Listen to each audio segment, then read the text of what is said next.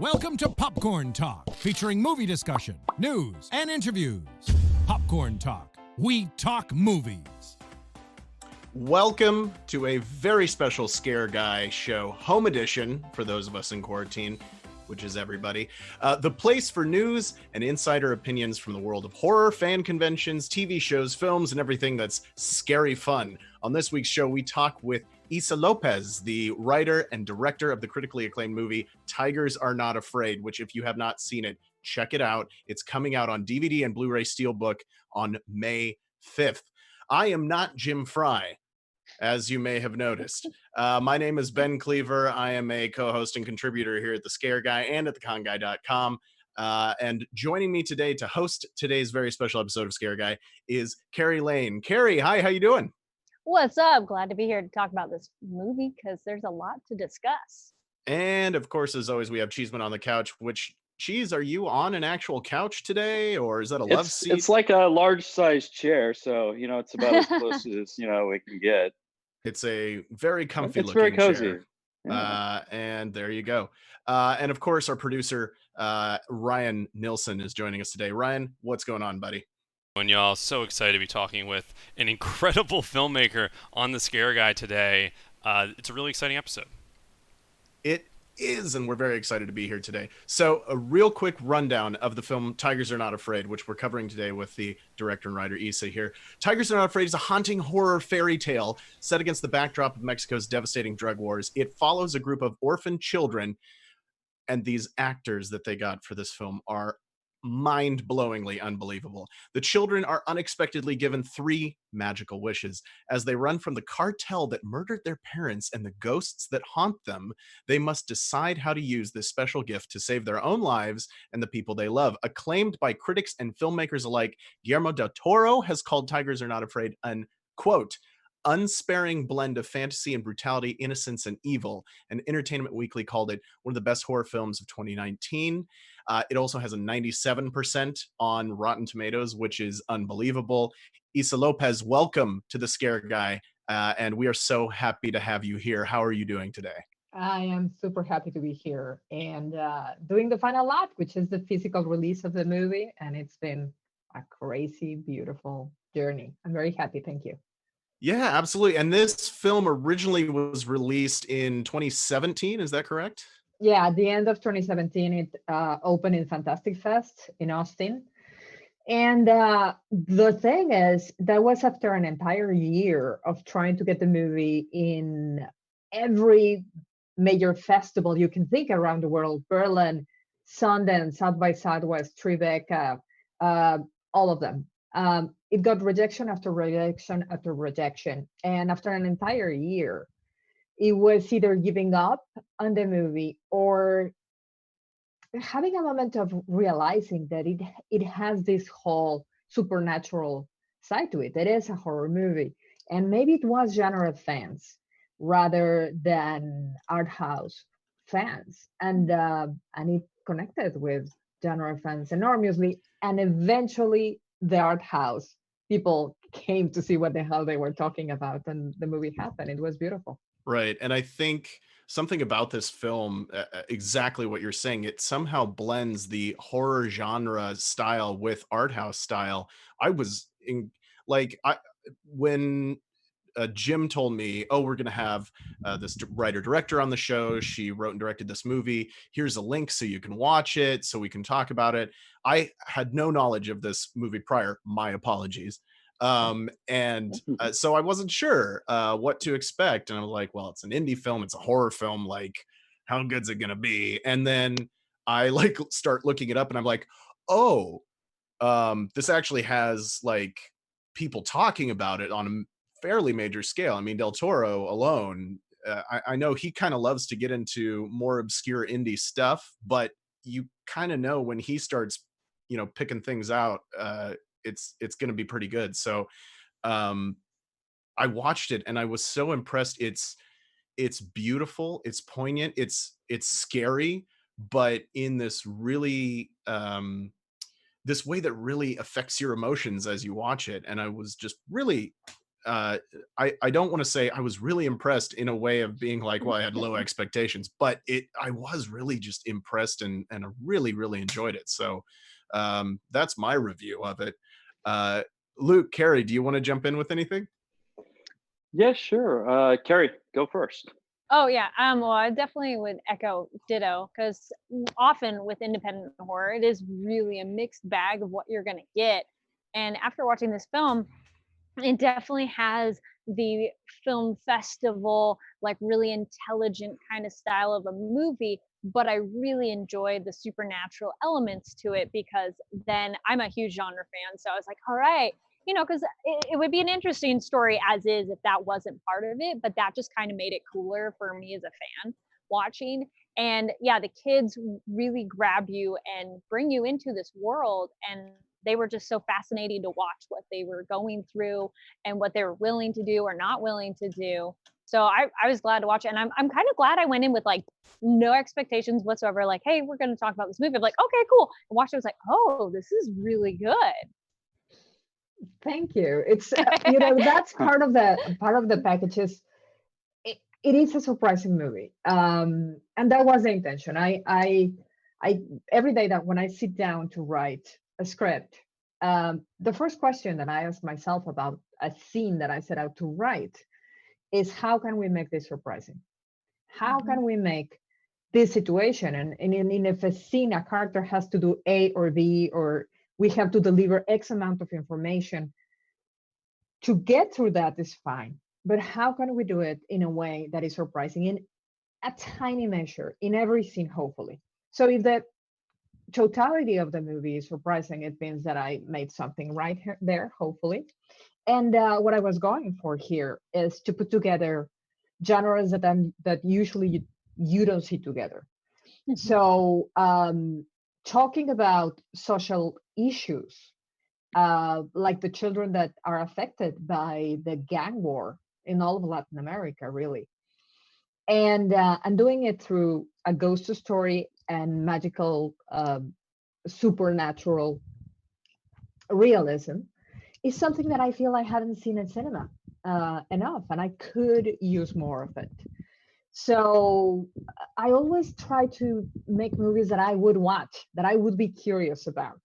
When I get the movie that I feel it would be the last movie I would buy the ticket for, I try to get out, as fast as I can. And the movies that take you to the end are the movies that you would like to see. And that was where I was going for Tigers, something that you wouldn't expect. I feel that enough um, movies with social content about the situation in Latin America are made, and some of them are incredible. But not always do they reach a wider audience, because that divide between indie cinema and art house cinema and genre cinema, and bridging those two was what I set out to do. Yeah, and to kind of piggyback off of that, the part of the surprise for me came from knowing this is an independent film. You are dealing with kind of fantastical fantasy elements. The visual effects, just to begin with, like I think the first scene that has any kind of visual effects is when um, the main character, the little girl, sees a body on the sidewalk and she walks off and a trail of blood starts to follow her down the street. And I saw that and I was like, whoa, like it kind of blew me back in my seat because I wasn't quite sure how that was going to be executed. And because I had read a little bit of the synopsis first, and that really impressed me. And the how much time did you spend in post-production for the visual effects? A year. Yeah. Here's the deal: when you don't have a lot of money, and the truth is, you never have a lot of money. Right. It doesn't matter if you're making a tiny indie or you're making a massive tentpole. It's never enough. It's never enough to do what a filmmaker has in his or her head. And definitely in the case of a tiny movie, this hard to pitch, because you can imagine me trying to fund a movie where, yeah, kids go through the drug war and they survive, and it's tough and it's incredibly sad at parts, but it's also horror, but it also has visual effects. Please give me some money. It wasn't so great, right? Right. And so we were tight. And the only way that you can afford a certain level of quality, especially with the stuff like performances, like visual effects, like finding the right locations. We didn't have a lot of money to do production design and create these places. We had to find them, basically. The only way you can do that is to put more time in it. And time loss, is the most expensive thing in cinema. But you grab a tiny crew that has a big commitment with a movie, and you work with them for an extended period. So, say for the locations, what we did is we scouted and we recce for 6 months to find these places that were as close as this magical ghost town that I had in my mind, without having to make them, to create them. Right. And with the children, it was the same. How to get these performances? First of all, we saw 600 children to find the right 5. Wow. And I worked with them for an entire month, and I let them create their chemistry and their relationship, so you could see them in the movie for an entire month prior to get there. And in visual effects, what we did is, because we didn't have the resources, we have a very small team, concentrated, and for very few people to achieve that level of realism that we were going for, because I wanted the movie to feel a little bit like a war documentary. And the visual effects had to exist in this ultra real universe, is to give them a lot of time. So we post-produced for a whole year while the visual effects were getting there. That, of course, as a filmmaker, what you want to do is watch your own movie, to be able to sit down and watch it. But on the other hand, what it gave me was the time, because I could do anything else in the meantime, to keep editing and to keep experimenting with the structure of the movie. And that was an amazing experience. When you hit okay, this is it, this is what the movie has to give, and then you still have time, you go like, well, what the hell, let's try this and try this. And I think the movie grew a lot from that process, and it's a luxury that you're not going to find a lot of times. That's how we did it.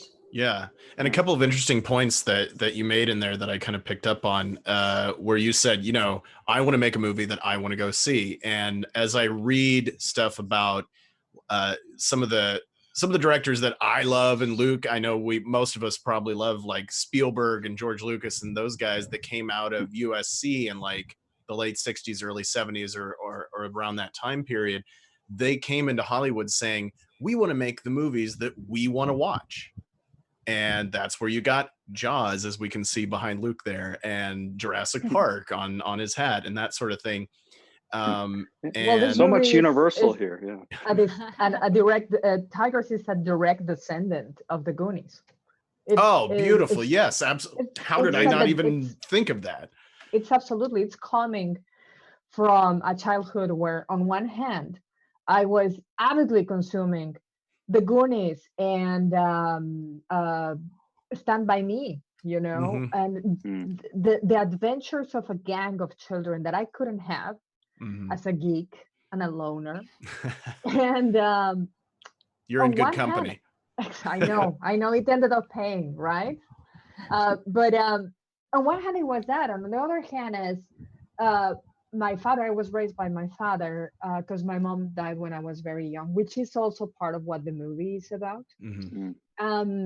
Was a huge film buff, so he would make me and my younger sister sit down and watch Antonioni and Fellini and Bergman and Tarkovsky, and there's elements of that art house cinema mixing with the Goonies, and that's what the movie is in the end. Yeah, no, that's awesome. Luke, do you have some questions? Yeah, so like what kind of like jump, I know you're talking about kind of wanting to address like social issues, but like what was like the moment or the thing that happened that like I'm gonna tell the story, and kind of like where you really kind of like jump starting your mind, like this is a good idea, I'm gonna go after this, and it just like flowed from there. Well, I was miserable. That's what happened. It happens a lot at the beginning of I think, work of art that connects a very emotional and deep level with audiences, which has been the case with Tigers. And I think that was a miracle, that while I was getting the rejections from the film festivals, what I knew the movie needed was an audience. You know, if it played in a theater, it was going to connect because there was an emotional honesty to it. And that's how it happened. And I think that emotional honesty and that connection came from the fact that I was desperate. I had been, uh, I looked back suddenly, and after developing many projects and making a living out of it, which is a dangerous thing, that you can make a living out of developing stuff, not necessarily making stuff. I looked back, and 7 years had gone by since my last movie as a Oh wow. director, and I needed to make a movie. And I was also going through all kinds of personal disasters, from uh breakup. My father passed away. I had to put down my dog. It was everything falling Oh around me. Wow. And I had this moment of, I need to make a movie that nobody asked for, that I'm not writing for anybody, that I'm not selling. I need to sit down and write a movie that only I can make. It Mhm, comes directly from the way I see the world, mhm, and uh, and that belongs really to me, that comes from a really deep place. And that's where I was digging into that childhood to create this story about kids. mhm, And but I couldn't find what it was. You at some point, it's not that you don't have ideas, you have too many ideas, and mhm. all of them seem interesting, and that's a very dangerous path. Mhm. But I was researching for a movie that I was writing and was paying the bills, about the origin of the cartels during World War II.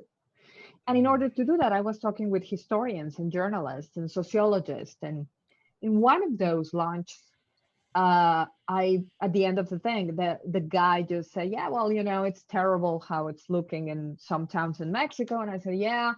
And he said, "And then of course, there's all the children that are left on their own, and they're creating these little wild packs." And I was, that's it. That's that. That's the story Mhm, that I want to say, that I want to tell. And at the same time, it naturally invited to go into genre and horror and fantasy that mhm, were true passions of mine, and hadn't been able to explore, because the cinema that I made a career in Latin America is comedy, which I love, and there is comedy in the movie. I couldn't help myself, mhm. Mhm. but it was high time to go into, to get out of the closet in a way, and as the geek I Right. am, and that was how it was born. Now, Yes. Oh, go Issa, ahead. yeah, I had a question of, you mentioned how much of essentially it's a passion project for you. What advice do you have? And then also just your own experience. How did you keep going through all that rejection of, like, what motivated you, or what did you tell yourself every day? You've kind of touched upon it a little bit, but maybe like what advice would you give to other filmmakers of how do you keep going through that all that rejection? Well, first of all, it's pure undiluted stubbornness. it's it's Mhm. it was so hard to make, it was so hard to write, to find the time to push for it, to convince people to put money on it, to drag all these people, incredibly talented, top of the line professionals, to make this tiny movie for way less than what they usually take, Mhm, because we all felt that what we were saying needed to be listened to. And there was this feeling that, again, I am telling this story in a way that it hasn't been told before, and I know that all of us are looking for a movie that surprises us. I knew it. And it is hard when you get one rejection. It's fine, you go to that place of, oh, they didn't get it. And the second rejection, you go like, you never know. They were probably distracted when they were watching it. Around the fourth or the fifth or the sixth, you start questioning the movie, certainly, but your ability as a filmmaker and a storyteller. But I knew, because several times in the career of a filmmaker, it will happen that we will go, you know what, I'm done. I'm not going to make another movie. This is too much on the soul. I seriously considered becoming a nurse, going into a nursing school, because it is something that makes a difference in the world. Particularly now. I had no idea this was coming our way, of course. Right. But then I realized that I would never be able to stop myself from telling a story. So what was the point? And if I was mediocre, that was still the thing that made me happy. So to hell with it. I might as well keep at it. And turned out it was true that it would find its audience and the audience would react powerfully. And here we are. I was going to also add too, you kind of just said it but stories make a difference. Different kind of difference, but stories make an impact on people. It's absolutely true. There's, this is going to sound like name dropping, and it is. So fuck it. Name drop away. But when this exploded, I'm the support of Guillermo del Toro has been neural and central, not only for Tigers. Definitely, people started in a big way watching Tigers because Guillermo liked it and put it out into the world, and he did it because of the movie. I didn't know him. He liked the movie. And then eventually after championing it in the amazing, generous way that only that man can do, he reached out and he said, let's make a movie together. So Wow. no, it's true. He's producing a movie that I'm writing and directing. It's beautiful. And that's amazing. Yeah, it's great. Congratulations on that. Congrats. Thank you. Yeah. Thank you. So I delivered the second draft the day before this entire madness exploded on us. I mean, in a big way. It was coming for a long time.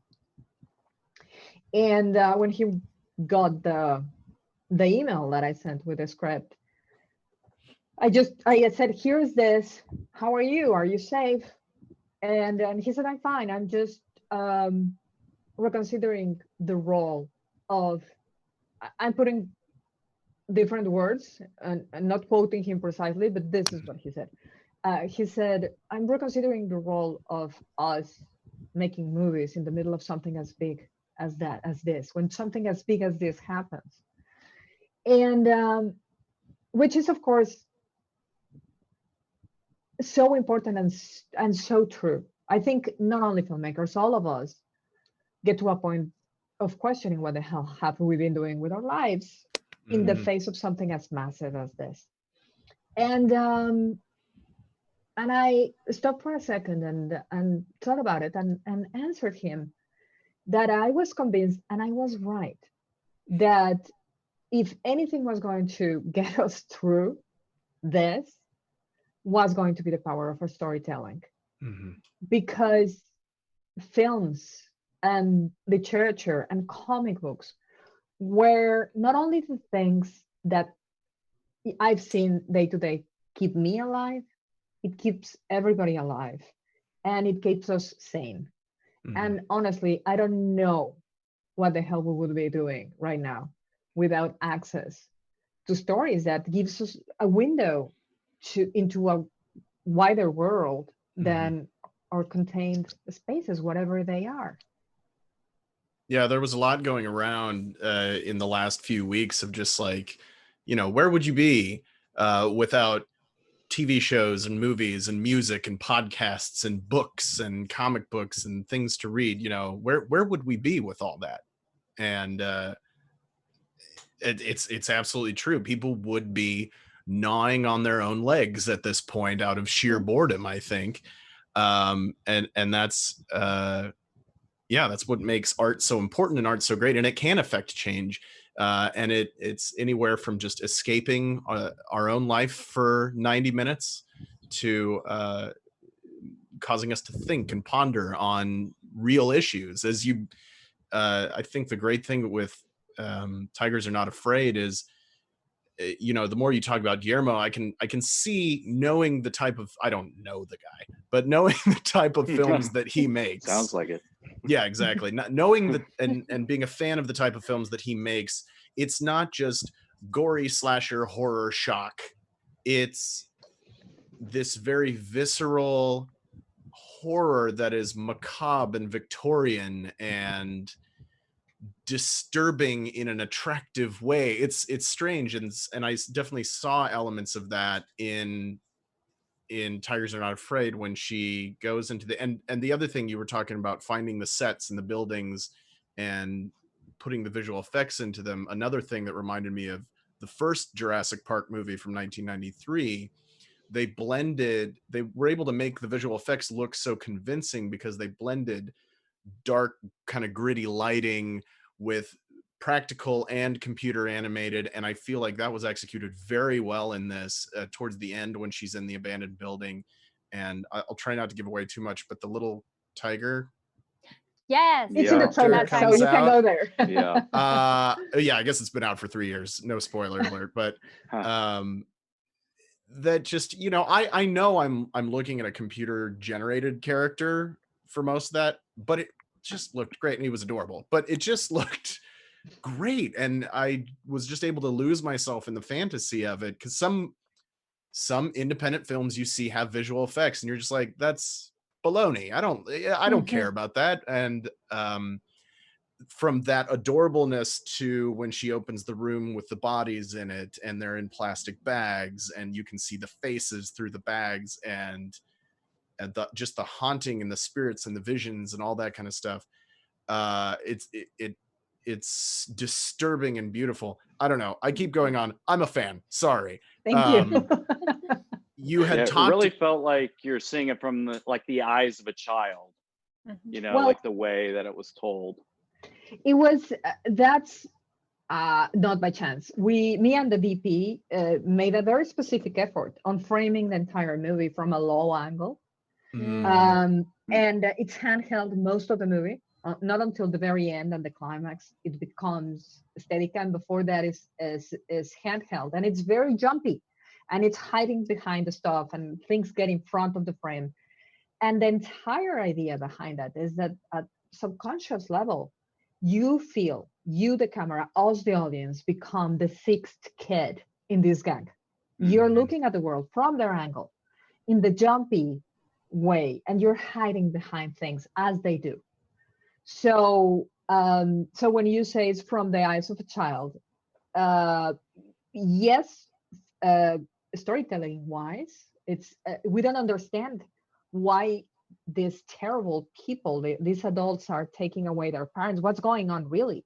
All we know is what the children, imagine about it.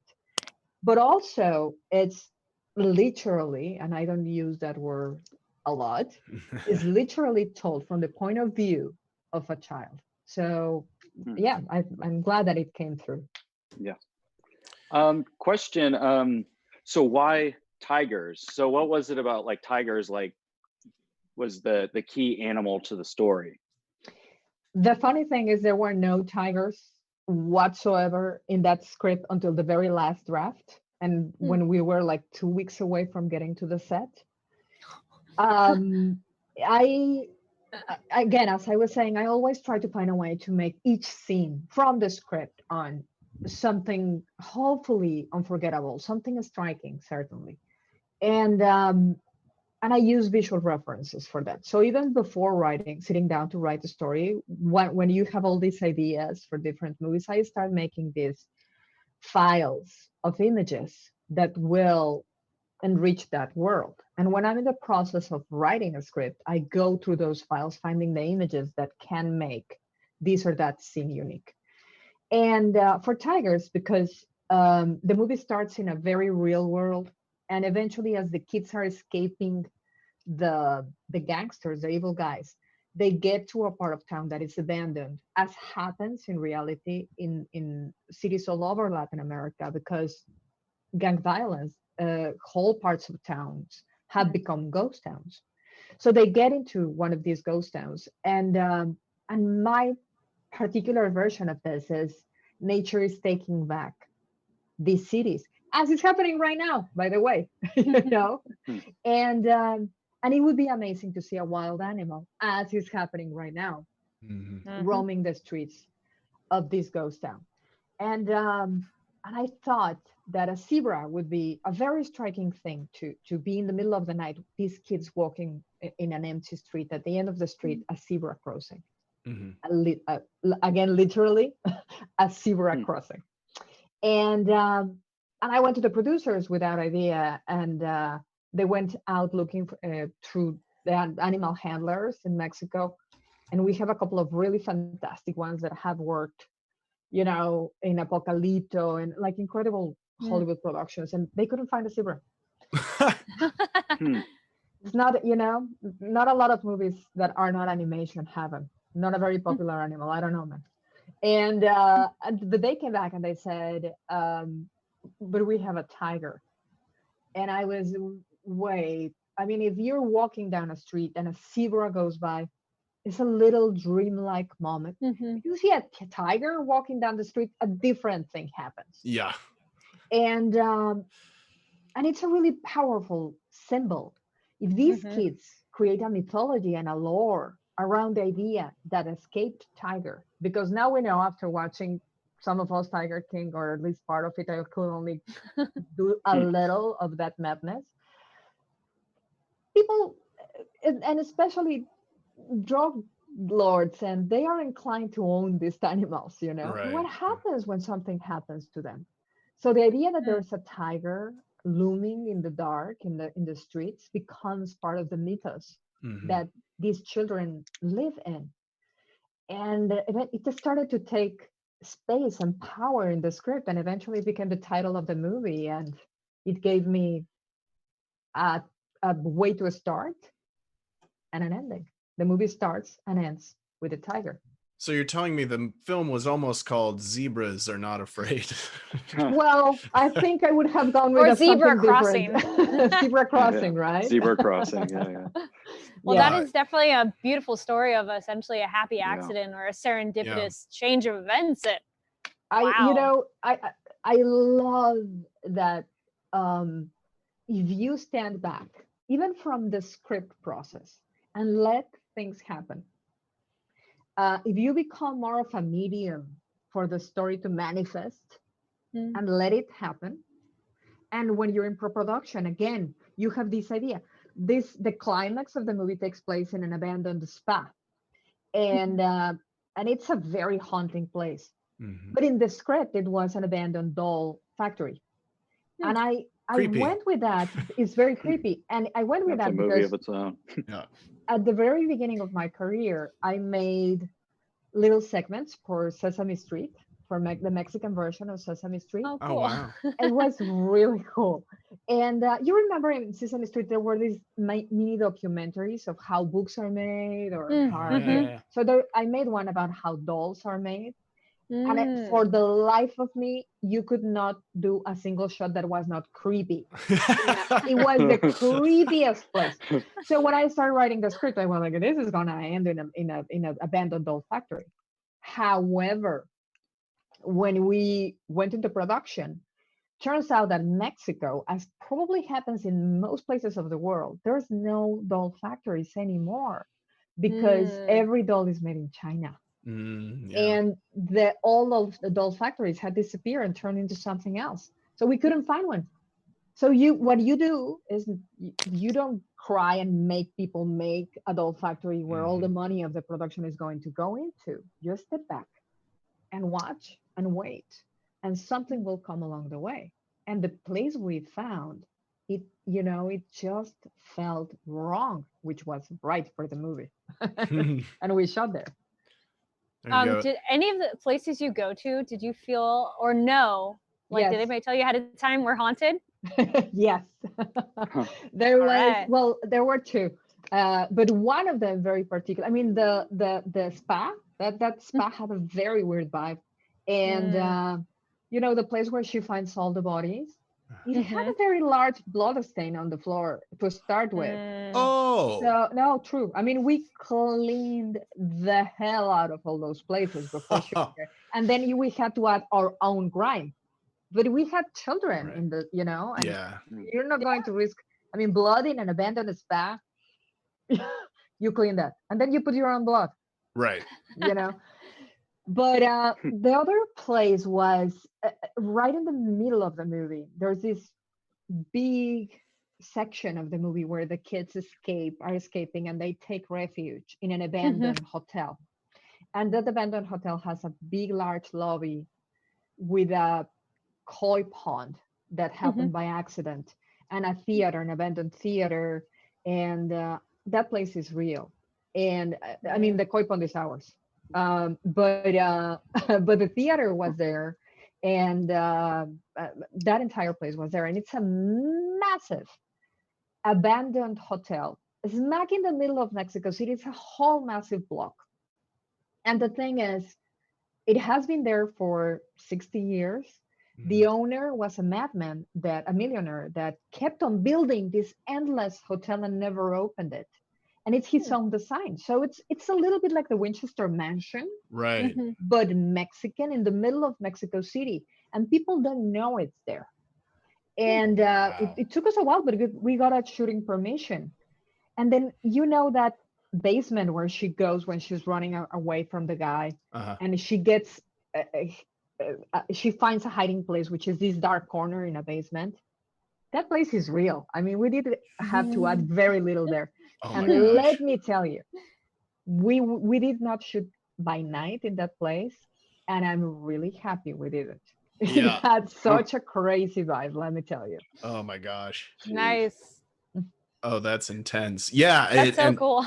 And speaking of the conditions, you mentioned obviously you're working with children, and there is a very large threat of very real violence and some portrayal of very brutal violence in this film. When you're working with kids, was that a difficult decision to make, either in the writing process or on the set, of like how much of this kind of brutality are we going to expose the child actors to, or show on screen having children involved?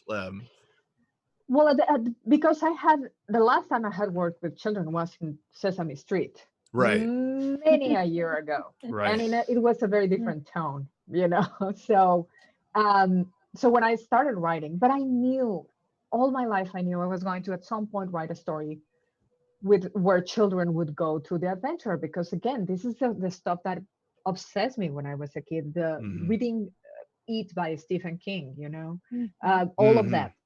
And so yes, when I started to write it, I there was a part of me going like, seriously, you're going to write a movie with an all child cast, and it's going to be scary in so many different levels, and are you going to find the right actors to go to hell with you? And I was like, well, you know what, the rule that you have to respect when you're writing is you can't stop to think about if it's doable. You can only think if it makes for an incredible story. And I could not stop myself, because once I had the script, I had to find them. And it was a concern for me and my first AD and my producers, if we could bring these children to such a dark universe and bring them back whole and happy, because this experience was going to be, and it was, something they would remember for the rest of their lives. Can you imagine being 10 and going through this adventure? Yeah. And it was a big concern. But when we met them, when we found our 5, even before, when we were still looking at 50 and 20 of them, you could see how fearless these kids are. It's crazy, it's the excitement and the courage to get to emotional places like a kamikaze plane. And then, of course, the challenge was, because they will get there once they trust you, and again, the work of a filmmaker for me many times is not to put stuff in, but to remove stuff that can get in the way. Mm. So the work, the directing work with the kids was mostly getting out of the way the stuff that would stop them from getting there. And the thing here is the biggest challenge was not to get them there, was that they would just go with everything. And when I said cut, the hard part would be for them to understand that now ghosts don't exist. Right. And your mother is fine. Right. And you don't have to avenge anybody's death. And you can go play some soccer and everything is normal, kid. Right. And then when you come back and I say action, everything is real again. That switch is really hard for a really trained actor, an adult. So, but the thing with kids is you would take their little shoulders and look them in the eye and say, and you can let go of it because I'm telling you. And if they trust you, they will. They will go like, oh, okay. Well, I'll try that with a trained actor. That's not going to fly as well. Yeah. The resilience. You know? Yeah, it's incredible. It was beautiful. They're fine. They're fine. They're happy. They love the experience. Like, no, they miss it. They were so sad when we were finishing the shooting. But they got together and they came to me and said, so we have a plot for the sequel. And I was like, not all of you make it to the end of the movie. You know that, right? Oh, jeez. And they were like, yeah, we know, but you know, ghosts come back. And these are your rules. Yeah. Solid, not our solid rules. point. So they pitched me a sequel. It was so lovely. And you passed that on to Guillermo, right? Completely, yeah. Exactly. Can you tell us a little more about that project with Gilmore?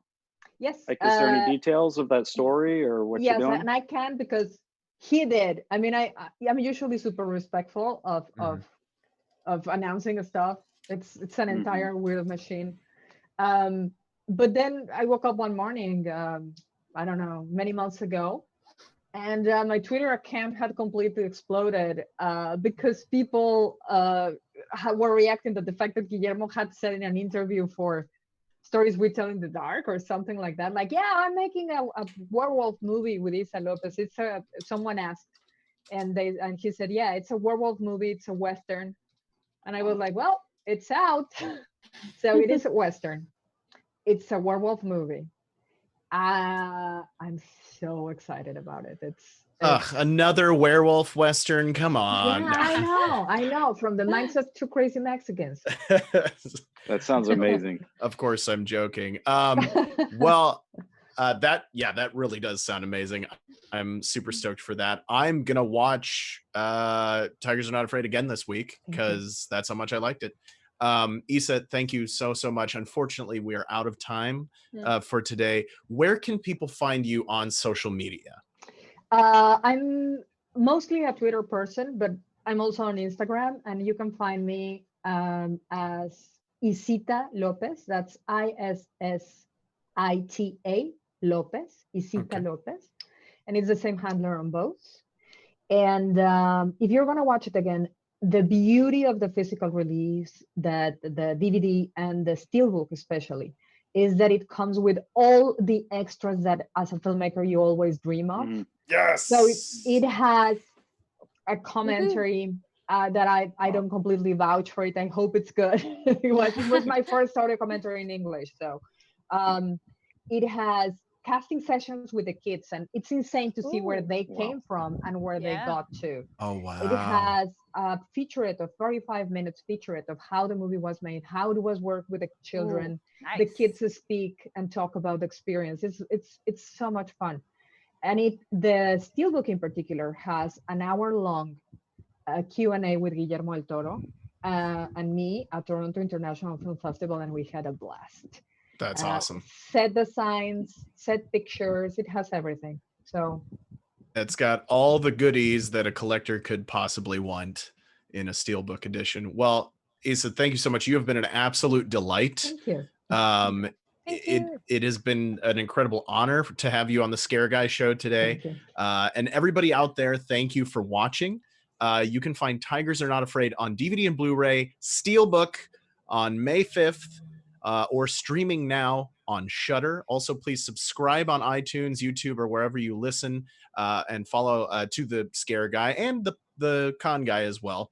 And follow us on Instagram, Twitter, Facebook, and please leave good comments. And please go follow Issa on Instagram and Twitter as well.